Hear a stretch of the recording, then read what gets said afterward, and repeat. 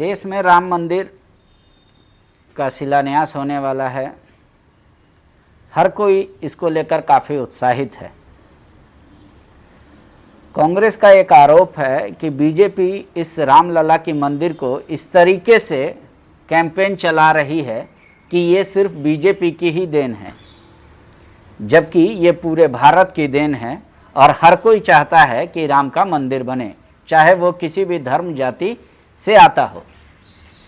विश्व हिंदू परिषद में संगठन महामंत्री भी रहे हैं बाबूलाल मरांडी। कोर्ट का ये फैसला और शिलान्यास का तारीख पक्का होना क्या मन में भाव प्रकट करता है आप लोग का? देखिए, स्वाभाविक है कि विश्व हिंदू परिषद से हम लंबी समय तक जुड़े रहे, अपना कॉलेज जीवन से ही जुड़े हुए रहे और 1990 तक संगठन मंत्री के रूप में हमने काम किया। संथाल परगना भी किए, कोल्हान में भी किए, फिर रांची में भी रहे। तो कुल मिलाकर के उस समय और राम मंदिर आंदोलन उस समय चरम पर था। उस समय चाहे वो राम जानकी रथ यात्रा हो, एकात्मता रथ यात्रा हो, यानी बहुत सारे जो इस प्रकार के कार्यक्रम हुए, फिर शिला पूजन हो, तो उस वक्त हमने बढ़ चढ़ करके हिस्सा लिया। हिस्सा ही क्या लिए कि क्योंकि हम संगठन मंत्री थे तो स्वाभाविक रूप से सब करना। और जब कार सेवा हो रही थी तो पहली दफ़ा जो कार सेवा हुई, जिस वक्त गोली चली थी, जिस समय लोग मारे गए थे, उस वक्त तो हम गए नहीं थे। उस समय हम लोगों के जिम्मा था लोगों को भेजने की। तो उस समय यह तय हुआ था कि नहीं, संगठन मंत्री लोगों को नहीं जाना है, जिसको जाना है वो तय हो गया था किसको जाना है किसको नहीं जाना, किसको यहाँ से लोगों को भेजना और भी वाकई काम करना। और दोबारा जब 1992 में जब कार सेवा वहाँ प्रारंभ हुई थी, तो उस समय हालांकि हम भारतीय जनता पार्टी में आ गए थे, लेकिन हम उस वक्त हम गए थे वहाँ पर। तो हमने प्रत्यक्ष देखा है उस घटना को, आपको देखकर मैं जानता हूँ। तो स्वाभाविक है आंदोलन राम मंदिर को लेकर के कि भव्य मंदिर बने, तो उसके लिए लड़ाई तो यानी शुरू से ही चली जा रही थी। जिस समय मंदिर को तोड़ा गया उसी समय से उसकी लड़ाई थी। आज जैसे रोज आ रहे हैं ना कि लगभग 500 साल, करीब करीब 490 या 93 साल पूर्व से वो संघर्ष चल रहा था। और जिस समय विश्व हिंदू परिषद गठित हुआ या हम लोग जिस समय जुड़े, तो उस समय राम मंदिर आंदोलन एक क्लाइमेक्स पर था। तो आज जब राम जी के मंदिर बन रहा है अयोध्या में, तो स्वाभाविक है हमारे जैसा व्यक्ति को बड़ी प्रसन्नता होती है कि हमने उस दिनों को देखा है, कि उस संघर्ष को हमने देखा है, उस समय संगठन में काम करते हुए हमने महसूस किया है।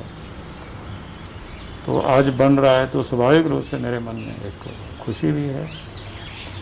अगर लॉकडाउन नहीं रहता, लोगों की वहाँ जाने की मनाही नहीं होता, तो हम समझते हैं कि लाखों लोग वहाँ पहुँचते। आप जाएंगे व्यक्तिगत तौर पे? नहीं, निश्चित रूप से हमने कहा कि लॉकडाउन नहीं होता तो हम भी पहुँचते, लेकिन अब तो लॉकडाउन में तो पहुँच नहीं सकते हैं, क्योंकि अब तो सब तय हुआ कि जैसे अभी 200 लोग ही मात्र शायद लोगों को बुलाया गया, बाकी लोग फिर ऑनलाइन देखेंगे, तो हम भी ऑनलाइन ही देखेंगे। लेकिन हाँ, लॉकडाउन जब समाप्त हो जाएगा, क्योंकि मंदिर तो एक दिन में नहीं बनने वाला है, मंदिर बनने में तो समय लगेगा, तो एक आध दिन जा करके जरूर हम कार सेवा कर देंगे और जाएंगे। एक बात उठ रही है कि ये दो पक्षों की लड़ाई थी, दोनों पक्ष तैयार थे अपनी अपनी बात को लेकर। वो लोग सुप्रीम कोर्ट गए थे, सुप्रीम कोर्ट ने एक के पक्ष में फैसला दिया, दूसरे के पक्ष में नहीं दिया। इसमें इस तरीके का आडंबर करना कि बीजेपी के ही चलते ऐसा हो गया, या बीजेपी के जो भी और भी संगठन हैं उस तरीके से उन लोग हर जगह दीपावली मनाने का आयोजन कर रहे हैं, तो इसको लेकर एक दल में, या यूं कह ले कि आपके विपक्षी दल में, इसको लेकर खासा एग्रेशन है। वो कह रहे कि आप लोग भटकाना चाहते हैं मुद्दा को। देखिए, पहली बात तो कहूँगा कि जब राम मंदिर के लिए सुप्रीम कोर्ट ने जब निर्णय दिया, तो सुप्रीम कोर्ट ने सरकार को निर्देशित किया कि भाई आप एक ट्रस्ट बनाइए।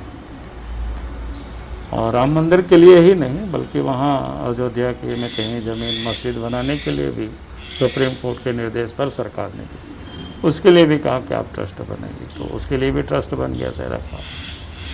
अब ट्रस्ट अब इस काम को कर रही है।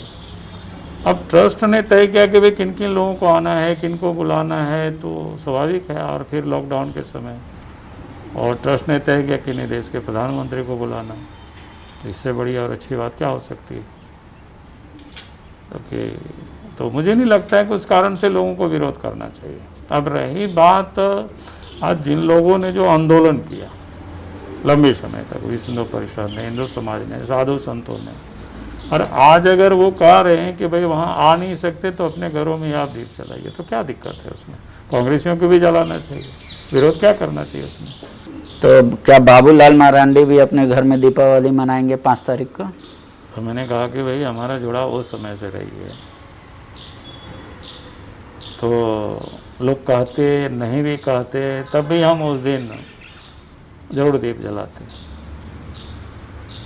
क्योंकि इसलिए हमने कहा कि उस आंदोलन से हम जुड़े रहे हैं और प्रत्यक्ष रूप से बढ़ चढ़ करके हमने हिस्सा लिया है। हमने क्या बोलते हैं, अभी मैं अपने दोस्तों को बता रहा था कि कहाँ शिला बना था, क्या क्या कहते हैं, गया जिला के टेकारी थाना में ट्रक से हम लोग उसको संथाल परगना में लेकर के गए थे। किस किस जिला में कितना शिला पहुंचना है सारे पहुंचाए, फिर गांव-गांव में पूजन करके फिर इकट्ठा करके फिर हम लोगों ने अयोध्या तक पहुंचाए। तो इतने सारे जो काम हम कर चुके हैं, तो हमने कहा कि कोरोना के कारण हम जा तो नहीं सकेंगे, ऑनलाइन ही लाइव हम उसको देख लेंगे, तो हमारे लिए तो स्वाभाविक है कि जलाएंगे दीपक, उसमें क्या दिक्कत है? दीप जलाना तो कोई बुरा भी नहीं है, दीप जलता है तो अंधकार दूर होता है। हर कोई दीप, हर उत्सव में लोग दीप जलाते हैं। आप देखेंगे छोटा छोटा कोई कार्यक्रम भी होता है तो वहाँ दीप प्रज्वलन होता है पहले। अभी जो अयोध्या के लिए मिट्टी और पानी जा रहा है हर जगह से, झारखंड में उसको लेकर थोड़ा सा टकराव दिख रहा है। जैसे सरना समिति वाले नहीं चाहते, सरना समिति के कुछ मतलब कहेंगे, कुछ तो उनके आपके भी पक्ष में, कि सरना की मिट्टी जाए, सरना स्थल की, इस पे आप क्या कहेंगे? देखिए, पहली बात तो मैं ये कहूँगा कि पता नहीं कि क्यों लोग विरोध कर रहे हैं, कि मुझे उसका बहुत अधिक जानकारी नहीं है, और लॉकडाउन के कारण, क्वारंटाइन होने के कारण फिर हमने किसी से कोई इस विषय पर बात भी नहीं की है। देखिए, हमें लगता है कि कहीं ना कहीं लोगों के मन में गलतफहमी है, कि विरोध करने का मुझे कोई कारण समझ में नहीं आता है। वो बोला हम हिंदू नहीं हैं। वही बता दें कि राम तो सबके रहे हैं, और हमारे जो आदिवासियों का तो संबंध राम जी से, उन्हें पुरखों से है। और इसलिए मैं लोगों से कहा करता हूँ कि भाई आप ज़रा सोचिए, जब अयोध्या से राम जब वनवास निकले थे 14 साल के लिए, तो कोई सिपाही को लेकर के वहाँ नहीं गए थे अयोध्या से, ससुराल से भी उन्होंने सिपाही को नहीं लिए थे। सिर्फ राम जी थे, लक्ष्मण थे और सीता थे, ये तीनों लोग तो निकले। और जो जंगलों में जो भी लोग रहते थे आदिवासी, उन्हीं के भी 14 साल उन्होंने बिताए। सीता जी को जब रावण ने चुरा ले गए तो फिर जंगल में ही जो रहने वाले लोग थे, उन्हीं सब लोगों को संगठित करके और लंका में फिर जा कर के रावण के साथ युद्ध हुआ और फिर सीता माता को वापस लौटा। आज भी आप देखेंगे आदिवासियों के पास भी वही तीर धनुष मिलेंगे। और फिर मैं तो यहाँ तक कहता हूँ, आज भी अगर आदिवासियों के नामों को आप देख लीजिए तो सब जैसे हिंदू देवी देवता जो कहते हैं, राम जी, शिव जी, कृष्ण जी, लक्ष्मण या जो भी है, तो महापुरुष जितनी आप मानिए भगवान कहे, तो उन्हीं के नामों से सबका नाम जुड़ा हुआ है। और आदिवासियों में जैसे हम संथाल हैं, तो हमारे यहाँ जो नामांकन की जो पद्धति है पीढ़ी दर पीढ़ी चलती है। जैसे हमारे जो पोता हुए, तो पोता का जो नामांकन होता है वो हमारे नाम को पोता के ऊपर रखा जाता है। अब कहेंगे बाद में इसलिए थोड़ा सा बदल जाता है बाहर में, क्योंकि अगर बहू है तो फिर सास ससुर जी का नाम कैसे लेंगे, तो इसलिए बच्चे का नाम और कुछ ढूंढ करके लोग रख लेते हैं। फिर स्कूलों में वही चलता है। लेकिन अगर जब से नामांकन जो संस्कार होता है, तो फिर उस दिन लोग पूछता है कि भाई इसका क्या नाम था दादाजी। अगर लड़की होती है तो फिर दादी का नाम लोग रखते हैं। तो आज जो नाम आप देखेंगे, जितना भी रामेश्वर उरांव हो या क्या कहते हैं सीता सोरेन हो, या इसी प्रकार से जितना मैंने एक ऐसे उदाहरण के लिए कहा, या शिवा कच्छप हो, ऐसे राम है, लक्ष्मण है, तो आपको बहुत है मिलेंगे। तो कहने का अर्थ ये है कि अगर हमारा ये जो सनातनी समाज से, हिंदू समाज से अगर संबंध नहीं होता तो शायद नाम भी हम नहीं रखते। वो अलग धर्म कोड का मांग हो रहा है। बोले उसमें क्या दिक्कत है? आज भी हिंदू के अंदर ही आते हैं ना, जैन, सिख, बौद्ध, उसी में से आया, एक एक पंथ निकला, तो उनको भी एक कोड मिला है। अगर जो सरना धर्मावलंबी क्या कहते हैं मतावलंबी है, जो सरना मत को मानते हैं, सरना स्थल को हम जाते हैं, पूजा करते हैं, जाहिर थाने पूजा करते हैं, अगर वो कहते हैं कि भाई सरना कोड की मान्यता होनी चाहिए, तो हमें लगता है कि कोई इसमें दिक्कत नहीं है। झारखंड में आदिवासी समाज का एक बड़ा तबका क्रिश्चियन धर्म को मानता है। बीजेपी की सरकार ने कहा कि धर्म धारण करने की चीज़ है लेकिन अनुमति लेनी होगी डीसी से, कानून आपकी पिछली सरकार ने बना दिया, उसको लेकर भी विरोध हुआ, हर जगह देखने को मिला। तो आप बतौर मान लीजिए आदिवासी हैं, सरना धर्म कोड को या सरना पूजा पद्धति को मानते हैं, उनके बारे में क्या कहेंगे? जो आदिवासी हैं लेकिन वो धर्म धारण कर चुके हैं क्रिश्चियन धर्म को, क्या वो अब? मैंने तो पहले कहा कि भाई आप पूजा पद्धति जो है ना, ये व्यक्ति के अंदर से उठता है। अब जैसे हम जाते हैं मज़ार में भी हम जाते हैं, तो लगता है कि भाई वहाँ जो सिद्ध पुरुष रहे हैं तो उनकी लोग चादर पोशी करते हैं, चढ़ाते हैं, तो भाई हमें उनके आदर करना चाहिए, सम्मान करना चाहिए। फिर हम चर्च में भी जाते हैं, मंदिरों में भी जाते हैं, भाई इसमें क्या दिक्कत है? बहुत सारे लोग जाते हैं, हम ही नहीं, हमारे जैसे बहुत सारे लोग हैं। नहीं सरना तो हमारा वही मैं कह रहा था कि भाई आप की जो उपासना पद्धति है वो आप करिए, उसमें क्या दिक्कत है? हाँ, एक बात जरूर है, बीजेपी ही नहीं बल्कि पहले से ये कानून बनी हुई है, आप किसी को भी धार्मिक, जैसे संविधान में स्वतंत्रता है, लेकिन किसी को लोभ, लालच या जोर जबरदस्ती किसी का भी आप धर्मांतरण नहीं करेंगे। तो ये बिल्कुल पाबंदी है, ये होना भी चाहिए। तो धर्म धारण करने की स्वतंत्रता कहाँ रही जब अगर डीसी को ही बताना होगा कि हम फलना धर्म? नहीं बताना क्यों नहीं, वही इसलिए इस प्रकार की बातें हुई कि जो कि आए दिन जैसे आप देखे होंगे कोई छोटे बच्चों का हो जाता है या फिर ज़बरदस्ती होता है, ये शिकायतें आती रहती है, मिलते रहता है, ऐसा नहीं कि नहीं होता, या कई प्रकार की घटना। तब सरकार ने इस प्रकार के निर्णय लेती है कि नहीं साहब, अगर कोई स्वेच्छा से जाता है तो उसको नहीं रोक सकता है। कहाँ उसमें बना हुआ है कोई स्वेच्छा से जाना चाहे तो उसको रोक दिया जाएगा? ये तो नहीं बना हुआ है कानून। हाँ, उसमें इतना ही किया हुआ है कि थोड़ा सा इंस्पेक्शन कर लेगा, देख लेगा, उसे पूछ लेगा कि हाँ बस आप समझ करके स्वेच्छा से, कोई ज़बरदस्ती तो आपको नहीं कंपेल किया जा रहा है, या आपके ऊपर दबाव या लोभ लालच तो नहीं डाला जा रहा है। इतना ही जानने के पीछे के कारण ये छोटा सा बना हुआ है। बाकी को तो सब हमने कहा कि भाई हम किस मंदिर में जाएंगे, किस मस्जिद में जाएंगे, कहाँ जाएंगे, ये कौन पूछता है किसको?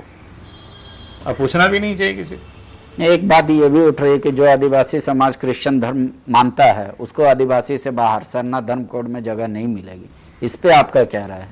देखिए, हमने कहा कि भाई सरना धर्म कोड जो मांग रहे हैं तो स्वाभाविक है कि अगर जो दूसरे मतावलंबी है तो वो तो उसमें अपने ही नहीं जाएंगे, उसके आप मानिए ना मानिए उससे क्या अंतर पड़ता है, वो तो जाएगा ही नहीं।